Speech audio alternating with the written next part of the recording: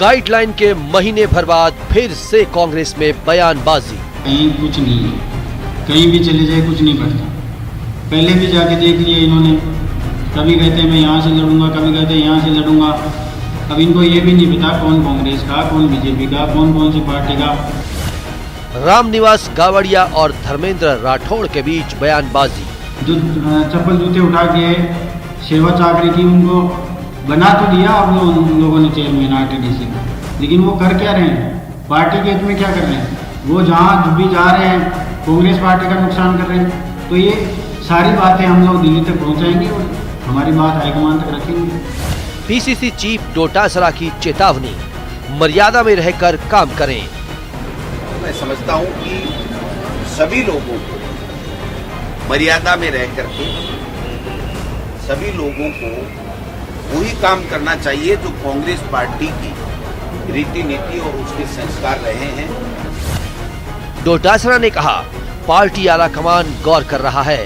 कोई कुछ भी बयान दे रहा है उसको एआईसीसी ने, जो केसी वेणुगोपाल जी हैं, उन्होंने एडवाइजरी जारी कर रखी है। हर चीज उनके संज्ञान में रहती है।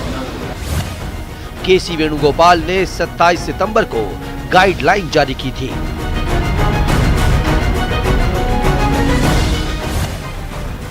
गाइडलाइन का नहीं दिख रहा असर, बयान हो रहे परस्पर। बिगड़े बोल, लगाम कब। नमस्कार, प्राइम डिबेट में आप सभी का स्वागत। मैं हूं आपके साथ हेमंत कुमार। राजस्थान कांग्रेस में चल रहे सियासी घमासान के बीच प्रदेशाध्यक्ष गोविंद सिंह डोटासरा ने कांग्रेस नेताओं के बयानबाजी को लेकर के नाराजगी जताई है। उन्होंने विधायक रामनिवास गावड़िया और आरटीडीसी के चेयरमैन धर्मेंद्र राठौड़ के बयानबाजी पर नाराजगी जताते हुए मर्यादा में रहने की नसीहत दी है। डोटासरा ने कहा कि सभी कांग्रेस के नेताओं को मर्यादा में रहकर काम करना चाहिए। 27 सितंबर को केसी वेणुगोपाल ने गाइडलाइन जारी कर बयानबाजी पर चेताया था, लेकिन इसका असर होते राजस्थान में नहीं दिख रहा। आखिर कांग्रेस में ये बयानबाजी हो रही है, रुकने का नाम क्यों नहीं ले रही, इसी को लेकर के आज करेंगे चर्चा। लेकिन पहले एक नजर डाल लेते हैं आज के सवालों पर। सवाल नंबर 1, बयानबाजी की वजह आखिरकार क्या है? क्या कार्रवाई का अभाव बयानबाजी की वजह है, जिसकी वजह से इस पर लगाम नहीं लग पा रही है? सवाल नंबर 2, खुलेआम इस तरह की बयानबाजी पर आखिरकार कार्रवाई कब होगी? क्योंकि ये कहा जा रहा है कि दिल्ली सब देख रही है, लेकिन दिल्ली कितना देख रही है, कैसे देख रही है और इस पर कैसे कार्रवाई का चाबुक चलेगा, कब चलेगा? यह भी अपने आप में महत्वपूर्ण सवाल। नंबर 3, कांग्रेस की लड़ाई बीजेपी पर क्यों आखिरकार चढ़ाई? क्योंकि कांग्रेस के नेताओं की ओर से बीजेपी पर हमले लगातार जारी है। इन सवाल जवाबों के बीच आज की चर्चा की हम शुरुआत करते हैं और हमारे साथ मेहमानों का एक पैनल मौजूद है। मैं उससे आपका तारुफ करवा दूं। हमारे साथ इस वक्त मौजूद हैं इस चर्चा के लिए डॉक्टर प्रदीप चतुर्वेदी, कांग्रेस पार्टी के नेता, राखी राठौड़ हमारे साथ हैं, भारतीय जनता पार्टी की नेता, और साथ ही साथ वरिष्ठ पत्रकार के तौर पर महेश शर्मा हमारे साथ हैं। आप सभी का बहुत स्वागत है। और सबसे पहले प्रदीप चतुर्वेदी जी, आप ही से शुरुआत करेंगे कि आखिरकार ये बयानबाजी आपकी पार्टी में क्यों नहीं थम रही और कैसे देखा जाए कि एक विधायक आरटीडीसी के चेयरमैन को, आप ही की पार्टी के नेता को कहे कि चप्पल जूते उठा उठा करके ये ऐसा बन गए हैं, अब पार्टी के हित में क्या कर रहे हैं? अगर वे पर्वत सर चले गए तो मेरा सवाल यह है कि आखिर देखिए, आरोप प्रत्यारोप आप जिसे कह सकते हैं कि ये एक लोकतांत्रिक पार्टी में हो सकती है, लेकिन क्या भाषा की गरिमा आपकी पार्टी के नेता आपस में ही भूल गए हैं? दूसरों की तो बात छोड़िए ना। प्रदीप जी। हेमंत जी, मैं आपके संदर्भ को समझता हूं और मैं मानता हूं कि जो कुछ भी अप्रत्याशित घटना हुई है ये अच्छी नहीं है, इसे उचित नहीं कहा जा सकता।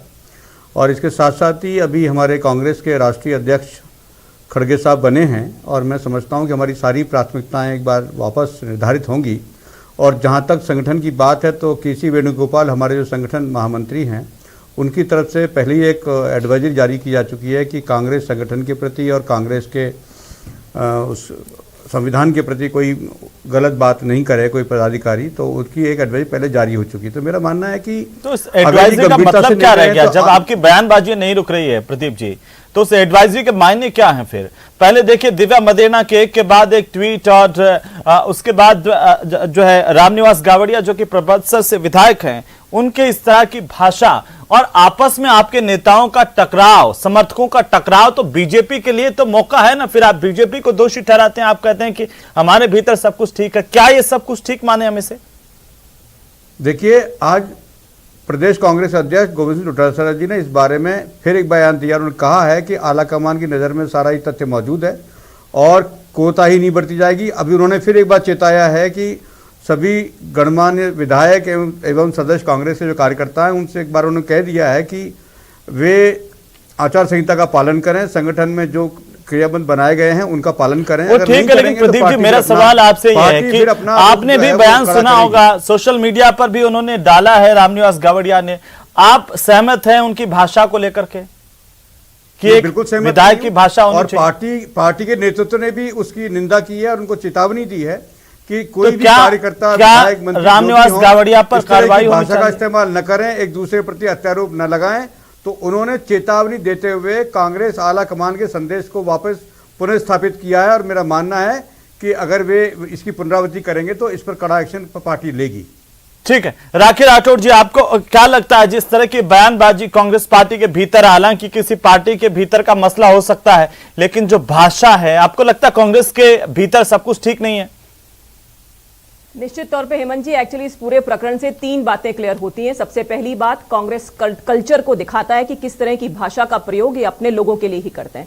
आज जिस तरह से उन्होंने कल बात करी, जूते चप्पल की बात की, इससे पहले भी निकम्मा, नाकारा, दिमाग का अलाइनमेंट खराब है, इस तरह के स्टेटमेंट्स जो है इनके नेताओं के आपस में जो होते हैं, ये मुझे लगता है इस तरह की भाषा के स्तर पर जाने की जरूरत नहीं है। राजस्थान हमेशा अपनी सभ्यता के लिए, अपनी शालीनता के लिए पहचान रखता है, उस पहचान को बनाने की आवश्यकता है, पहली बात। दूसरी बात हेमंत जी, देखिए ये कि जिस प्रोग्राम की ये बात हो रही है, श्री चार भुजा सेवा संस्थान की हर साल ये कार्यक्रम होते हैं, उसमें कांग्रेस के लोग भी थे।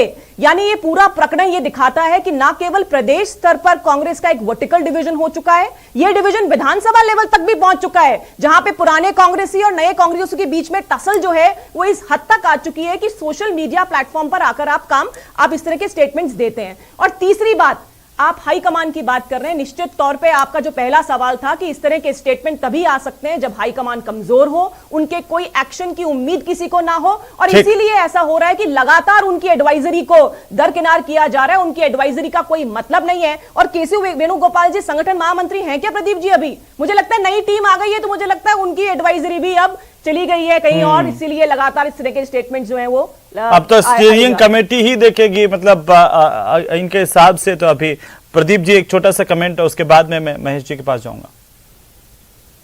देखिए, अभी हमारे कांग्रेस के नवनियुक्त अध्यक्ष जी ने एक स्टेयरिंग कमेटी बनाई है जी, और उनके हिसाब से बात हो रही है, लेकिन ये एडवाइजरी पहले केसी वेणुगोपाल जी दे चुके हैं और उसका आज संज्ञान फिर जो प्रदेश कांग्रेस अध्यक्ष डोटासरा ने लिया है। उन्होंने कहा है कि पहले भी एडवाइस जारी हुई है आला कमान से, तो उन्होंने उसको एक्नॉलेज किया है और उसी के संदर्भ में उन्होंने कहा है कि अगर इसकी पुनरावृत्ति होगी तो कांग्रेस संगठन का नेतृत्व उनके खिलाफ कड़ी कार्रवाई करेगा। राकेश जी कह रही है कि इसमें कांग्रेस का नेतृत्व जो है वो किसी के खिलाफ भी अब कड़ी कार्रवाई करने के लिए समर्थ नहीं रह गया है, और इसी वजह से नेता एक दूसरे पर आपस में लड़ रहे हैं, सरफुटवल हो रहे हैं। आकलन उचित नहीं है। और अब पुराने कांग्रेसी, नए कांग्रेसी और अलग अलग धड़े इनके साथ में और पैदा हो गए। इस आकलन पर मेरी रजामंदी नहीं है हेमंत जी, कह रही है ना राकेश जी, आप ही के सामने कह रही हैं। इसका आकलन आप नहीं करेंगे। मेरी पार्टी का नेतृत्व बदला है, मेरी पार्टी का नेतृत्व समय पर अपने हिसाब से कार्रवाई करेगा। आपका आकलन अपना हो सकता है, आप करिए, लेकिन मेरी पार्टी का जो भी कार्यक्रम बना हुआ और जो दिशा निर्देश चतुर्वेदी जी, मेरा आकलन नहीं है, राखी जी कह रही हैं, और आपकी पार्टी के भीतर की परिस्थितियों, बयानों को देखकर कह रही हैं। कर दिया है चतुर्वेदी जी, ये मेरा आकलन नहीं है, ये बीजेपी लगातार कह रही है, और आपकी पार्टी के भीतर जो बयानबाजी कर रहे हैं, मैंने नहीं सुना। ये बीजेपी किसी नेता का आकलन मैंने नहीं सुना। आप आकलन दे रहे हैं तो ये आपका आकलन हो सकता है, आप स्वतंत्र। अभी आपके सामने राखी राठौड़ ने कहा, राखी राठौड़ बोली आप है, मेरी वो कह रहे हैं बीजेपी तो नहीं कर रही है, उसमें ये संज्ञान लिया जा रहा है। प्रदेश कांग्रेस अध्यक्ष ने भी इसका उल्लेख किया है। राखी जी बोलिए, आने पर इनके खिलाफ कार्रवाई होगी, अगर इन्होंने पुनरावृत्ति की तो फिर इन पर कड़ी कार्रवाई होगी। थैंक यू हेमंत जी। हाँ। देखिए, मुझे लगता है कि जो स्टेटमेंट डोटासरा जी का भी आज आया, उन्होंने कहा सबको नसीहत दी, लेकिन आखिरी स्टेटमेंट क्या था कि हाईकमान सब कुछ देख रहा है, यानी मैं तो कुछ कर नहीं सकता, मैं भी काम चलाऊ अध्यक्ष हूं, हाईकमान देख रहा है, वो एक्शन लेगा। और हाईकमान आप जानते हो, आला कमान न तीर न कमान, काहे का आला कमान जब कोई एक्शन नहीं ले सकता, इतना कमजोर आला कमान है, इसीलिए ऐसा हो रहा है। और देखिए प्रदीप जी, जिस प्रकरण की बात हो रही है उसके बारे में उस पुख्ता सबूत के साथ मैं ये कह रही हूं कि वर्टिकल डिवीजन प्रदेश लेवल पे नहीं, विधानसभा लेवल पर हुआ है, क्योंकि जिस कार्यक्रम की चर्चा हो रही है उस कार्यक्रम में कांग्रेसी लोग उपस्थित थे। फिर भी जब विधायक को समस्या है, यानी एक गुट जा रहा है एक गुट नहीं जा रहा, और ये जो गुटबाजी है इतनी हायर लेवल पे पहुंच चुकी है कि आप सोशल मीडिया प्लेटफॉर्म पर आकर के इस लेवल पर आकर के आप लोग काम करते हैं, इस लेवल पर आकर के आप अपनी लैंग्वेज यूज करते हैं, प्रदीप आपस में जी, सुना आपने संबोधन करते हैं, वो गलत कह रहे हैं कि वर्टिकल डिवीजन हो गया आपके पार्टी के भीतर। मैं तो राखी जी को फिर और करेंगे आपके अलग कमान का है, क्या अलग कमान, ना तीर है ना कमान है। वर्टिकल डिवीजन, अगर वर्टिकल डिवीजन मेहमत जी हो गया है वो तो राखी जी को मेरा राखी जी आरोप लगा रहे हैं आप पर कि आप कह रहे हैं अलग कमान तो कुछ देख ही नहीं रहे। हथियार इस्तेमाल कर लें, पता लग जाएगा कि कांग्रेस में डिवीजन हुआ है कि नहीं हुआ है। इसलिए मेरा तो उनसे आग्रह है कि वो आए और राजनीति की एक व्यवस्था और देख लें, प्रयास करें कि किस तरह से विभाजन हुआ उसका फायदा उठाएं। तो मैं तो इनको आग्रह करता हूं कि आप आएं और इसका प्रयोग लें और इसका लाभ उठाएं। देखिए मुझे लगता है चतुर्वेदी जी, एक वर्टिकल डिवीजन, मुझे लगता है जनता ने जिस तरह का आपको मैंडेट दिया और आप टीवी पर आकर इस तरह की बोल रहे हैं कि आपका काम जो है जनता के प्रति जवाबदेही थी और जो काम नहीं हो रहा। अल्टीमेटली देखिए हेमंत जी, इनका आंतरिक मामला है। हमें प्रॉब्लम इस बात से है कि राजस्थान की जनता सफर करती है। मुख्यमंत्री जी आज देखिए बालोतरा के अंदर क्या हुआ, इनके जो मेवाराम जैन, हरीश चौधरी जी, हेमाराम चौधरी जी ये धरने पे बैठे हैं बजरी माफिया के अगेंस्ट। जब किसी मंत्रिमंडलीय सदस्य आदमी आकर के बैठ जाए धरने के ऊपर, जब आपके केंद्रीय समिति का सदस्य आकर के बैठ जाए धरने के ऊपर, तब आप समझ लीजिए सरकार किस लेवल पर आ रही है। आज बजरी के लिए आपने 26 जगहों पे लीज और दे दी, लेकिन बजरी की रेटें कम नहीं हुई हैं। तो सर प्रॉब्लम जनता को देखिए, ऐसे हंसी में मत टालिए इस बात को। जनता ने आपको एक बहुत बड़ा दायित्व दिया था जिसको ग्राउंड लेवल पे अपन कर नहीं पाए हैं पूरा, ठीक है ना। तो बिल्कुल चतुर्वेदी जी, ये बहुत गंभीर मसला है।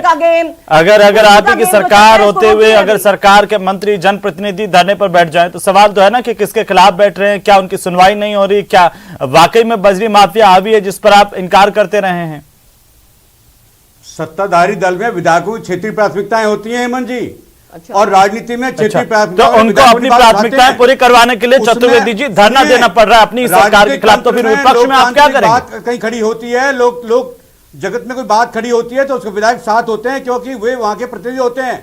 इसलिए सरकार के प्रति अपनी बात रखना कोई अच्छा, आप ये कहना चाह रहे हैं कि राखी जी और विपक्ष तो काम कर नहीं पा रहे हैं वो वाला, तो क्यों ना आप ही के विधायक कर लें, इसलिए अपनी बात करते हैं। ये तो उठा नहीं पा रहे हैं, बात करते हैं, इसलिए सरकार जी। चलिए ठीक है महेश जी, अपने क्षेत्र ठीक है, मैं महेश जी के पास जाना चाहता हूँ। महेश जी आपने इतनी लंबी राजनीति देखी है महेश जी, पिछले मेरा सवाल सिर्फ छोटा सा है कि आप पिछले 4 साल 4.5 साल का आकलन आप कैसे कर रहे हैं बयानों के आधार पर कांग्रेस पार्टी के भीतर? क्या इस तरह के बयान आपने कभी देखे हैं कि अपनी पार्टी के आरटीडीसी चेयरमैन को कोई विधायक कहे कि ये चप्पल जूते उठाने वाला आदमी था, अब क्या बन गया है, ये बीजेपी को फायदा पहुंचा रहा है? ये इससे भी और भाषा में बहुत सारे बयान भरे पड़े हैं जी, आपने तो देखा ही है तमाम चीजें, कैसे आप देख पा रहे हैं? जो मैं ये बात ये कह रहा हूं, चतुर्वेदी जी शांत होइए ना, थोड़ा सा कार्रवाई करेगी तो शांत हो जाइए। महेश जी को सुन लीजिए सर, कांग्रेस की प्राथमिकताएं हैं। महेश जी को सुन लीजिए, चतुर्वेदी जी शांत होइए, वरिष्ठ पत्रकार हैं उनको तो सुन लीजिए। कार्रवाई होगी। अच्छा ठीक है, देख लेंगे कब होगी, हम चर्चा नहीं कर रहे होते अगर कार्रवाई हो जाती। ठीक है, के पास बहुत प्राथमिकताएं हैं, राष्ट्रीय प्राथमिकताएं, ठीक है, नए अध्यक्ष बने, प्राथमिकताएं तय हो रही हैं।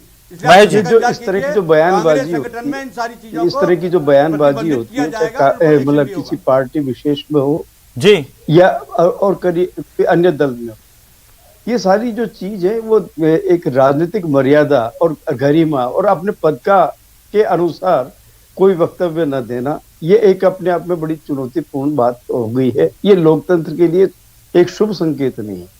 अब आप ये बताइए कि देश में सिर्फ कांग्रेस पार्टी ही नहीं बल्कि अन्य दलों में भी इस तरह का जो जिस तरह की जो बयानबाजियां वगैरह सार्वजनिक सोशल मीडिया हो चाहे कैसे भी हो, जिसके माध्यम से जो हो रहा है जी, ये कहाँ तक उचित है? इस पे एक मर्यादित भाषा के लिए कैसे इस्तेमाल किया जाए, इसको सभी राजनीतिक दलों को सोचने की जरूरत है आज जी। अब आप ये देखिए, आप सुप्रीम कोर्ट में आप ये तो आरोप प्रत्यारोप तो इस स्तर के भी है, लेकिन हम जब हेट स्पीच पे आ जाते हैं तो उसको भी मामला क्या कहता है, सुप्रीम कोर्ट को मतलब क्या कहता है, पहल करनी पड़ी है। तो ये सारी चीजें आज वास्तव में ये समझने की बात है कि हम देश में या प्रदेश में लोकतांत्रिक परंपराओं को कायम करने के लिए हमें मर्यादित भाषा, गरिमामय भाषा का प्रयोग करना चाहिए, चाहे वो विधानसभा में बैठ के हो, चाहे वो मतलब बाहर बैठ के हो, इस तरह के मतलब, और खासकर पार्टी के खुद की भी अपनी मर्यादा।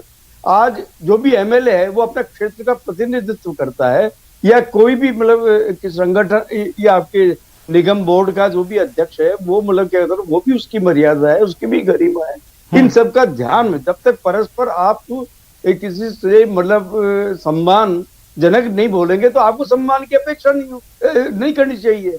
आप एक तरफ अपने मन की कुंठाओं को भी ऐसे व्यक्त करते हैं, तो ये बहुत ही गलत है। ये पार्टी के लिए भी ठीक नहीं है और लोकतंत्र के लिए भी ठीक नहीं है।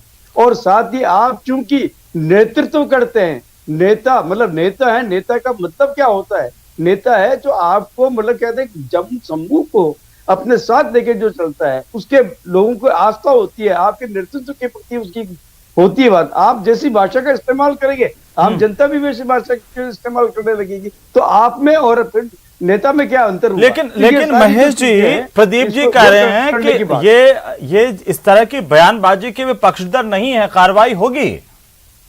और मेरा सवाल ये है कि क्या ये कार्रवाई के अभाव में ही बयानबाजी हो रही है महेश जी, बढ़ रही है, लगाम नहीं लग पा रही कार्रवाई? हाँ नहीं, ये सोच कार्रवाई होगी, जैसे भी होगी। और ये भी मालूम है कि अब तक जो कार्रवाइयां होती, क्या होता है क्या नहीं होता है, हाँ। वो तो एक अलग दिगर बात है, लेकिन वो कागजी एक औपचारिकता होते कागजी। लेकिन सवाल तो ये है कि क्या व्यक्ति स्वयं जो नेता बन रहा है, चाहे कैसे भी हो, वो अपने में परिवर्तन क्यों नहीं ला रहा? इस बात में जब तक पार्टी के को टिकट देते समय भी इन चीजों को ध्यान रखना चाहिए कि इसकी कितनी मर्यादित है, ये कितना मतलब किस तरह से भाषा इस्तेमाल करता है, किस तरह का, ये सारी चीजें आज अगर गौर करें तो इनके लिए भी एक संहिता बननी चाहिए कि आप जिस प्रत्याशी का आप चयन कर रहे हैं, चुनाव में आप लड़ाएंगे और आने वाले इस साल के अंदर आपके लिए बहुत उपयोगी कि अगले साल आपके यहाँ चुनाव है। ऐसी सूरत में प्रत्याशी चयन के लिए ऐसे लोगों को भी ध्यान रखना चाहिए। और बाहर अगर कहीं गुटबाजी भी हो, मान लीजिए, तो उस गुटबाजी को भी दूर करने का। लेकिन महेश जी, क्या ऐसी परिस्थितियां बीजेपी में नहीं है, सिर्फ कांग्रेस में ही है? सब में। आज लोकतांत्रिक जितने भी दल जो बने हुए हैं, सबके नेताओं में आजकल इसी तरह की बयानबाजियां। हम किस दिशा में जा रहे हैं, इस दिशा की ओर देखने की आवश्यकता है। राखी राठौड़, मैं एक टिप्पणी चाहता हूं आपसे कि ये जो महेश जी कह रहे हैं, बड़ी गंभीर बात उन्होंने कही है, और ये आप में भी वैसी ही है जो कांग्रेस में है। मुझे लगता नहीं है हेमंत जी, जिस तरह की भाषा का प्रयोग आजकल राजस्थान में हमें देखने को मिल रहा है, ऐसी भाषा का प्रयोग भारतीय जनता पार्टी नहीं करती है, ना उनके कार्यकर्ता कोई भी करता है। मोटी बात ये कि यही है जो बात अभी निकल कर आई है कि जो लीडरशिप क्राइसिस है कांग्रेस के अंदर, उसकी वजह से ये सारा काम हुआ है। कंट्रोल नहीं है अपने लोगों पर, इसीलिए लगातार ऐसे स्टेटमेंट आते हैं। उन 3 लोगों पे जिन पे की नोटिस दिए गए थे, उनके नोटिस की क्या कार्रवाई हुई? नहीं हुआ कुछ भी। दिव्या मदेरणा जी लगातार स्टेटमेंट्स दिए जा रही है, कोई कार्रवाई नहीं हुई। तो इसका ये साफ साफ दिखाता है कि आउट ऑफ कंट्रोल है सब कुछ। और आउट ऑफ कंट्रोल सिर्फ पार्टी का अनुशासन है, उसके साथ साथ राजस्थान के अंदर बहुत सारी चीजें हैं जो कि आउट ऑफ कंट्रोल है। लॉ एंड ऑर्डर की आप स्थिति देख लो, यहाँ पे बहुत भारी समस्या से हम जूझ रहे हैं। बिजली की दरों में बढ़ोतरी हो रही है, बेरोजगारी दर में हम सबसे ऊपर आते हैं। जो बेसिक समस्या है, जिन वादों के साथ में ये सरकार आई थी, और आपने देखा कि निजी अस्पतालों के स्टेटमेंट किस तरह से मुख्यमंत्री जी ने बताया कि मुफ्त दवाएं जो है वो अवेलेबल नहीं हो पा रही हैं। डॉक्टर्स खुद जाके बाहर से कहते हैं कि बाहर से लेकर आइए दवाइयां। तो धरातल पे क्या स्थिति है, जिस तरह से जनता परेशान है, सर सबसे बड़ा सवाल तो ये होना चाहिए। राखी जी, थोड़ा सा मैं आपको रोकना चाहता हूं। आज दर्शकों से हमने पूछा था कि क्या कार्रवाई के अभाव में कांग्रेस में ये बयानबाजी बढ़ रही है, लगाम नहीं लग पा रही और लगातार देखने को मिल रही है। 87% लोगों ने इस पर कहा है कि हाँ, कार्रवाई नहीं होती इसलिए बयानबाजी बढ़ रही है। इस तरह से एक दूसरे पर आरोप प्रत्यारोप का सिलसिला बढ़ रहा है। 13% लोगों ने कहा कि नहीं, इससे कोई फर्क नहीं पड़ता। लेकिन प्रदीप चतुर्वेदी जी, आप पर बीजेपी का भी आरोप है कि सब कुछ आउट ऑफ कंट्रोल हो गया है, बयानबाजी भी आउट ऑफ कंट्रोल है, तो यहां पर कानून व्यवस्था भी आउट ऑफ कंट्रोल है। महेश जी ने कहा कि इस पर तो बड़ा गंभीरता से विचार करने की जरूरत है कि कैसे लोगों को टिकट देते हैं हम। चतुर्वेदी। हेमंत जी, मैंने आपसे पहले भी कहा, मैं फिर आपसे कह रहा हूं, कांग्रेस का नेतृत्व, राष्ट्रीय नेतृत्व परिवर्तन हुआ है। खड़गे जी ने अब अपनी जिम्मेदारी संभाली है, वे बहुत वरिष्ठ हैं और उनका अपना अनुभव है। मेरा मानना है कि कांग्रेस अब एक नई राह पे आ रही है और मैं सोचता हूं कि सारी चीज़ों को पुनरावृत्ति नहीं होगी और समीक्षा करके सारी चीज़ों को बनाने का काम करें। क्योंकि अभी गुजरात का चुनाव है और उस तरह की जो बातें चल रही हैं उसमें कुछ राजनीतिक फैसले हो रहे हैं, तो आपको मानना होगा कि कुछ समय लगेगा, लेकिन चीज़ें कांग्रेस में बहुत अच्छी होने वाली हैं और उससे बीजेपी की मुश्किलें बढ़ने वाली है राजनीतिक रूप से, क्योंकि कांग्रेस अब संगठित और अनुभव के साथ आने वाली है।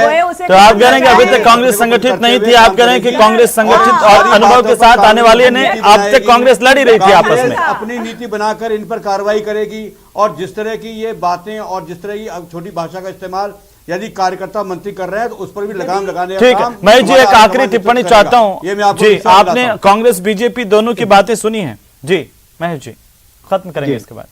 देखिए, इस समय मैं बता रहा हूं आपको कि जब बोली के बोल होते हैं, बोली का ही मोल होता है। अब आप ये देखिएगा कि एक बयान से गुजरात में पिछला बार जो चुनाव किस तरह से मतलब क्या कहते हैं पक्ष में भाजपा के पक्ष में चला गया था, एक नेता कांग्रेस के नेता ने जो बयान दिया था उसको किस तरह से भुना दिया।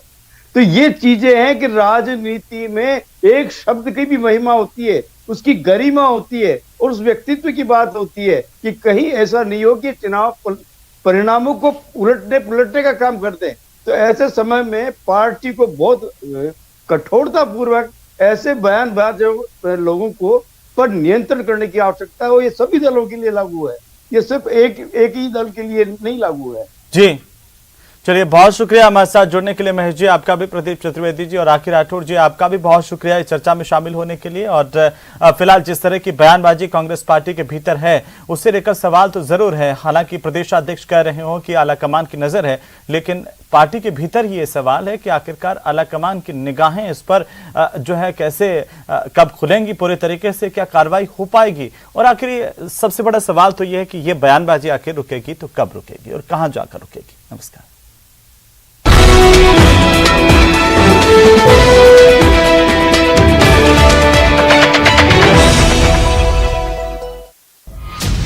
राजस्थान में न्यूज 18 का बजा डंका।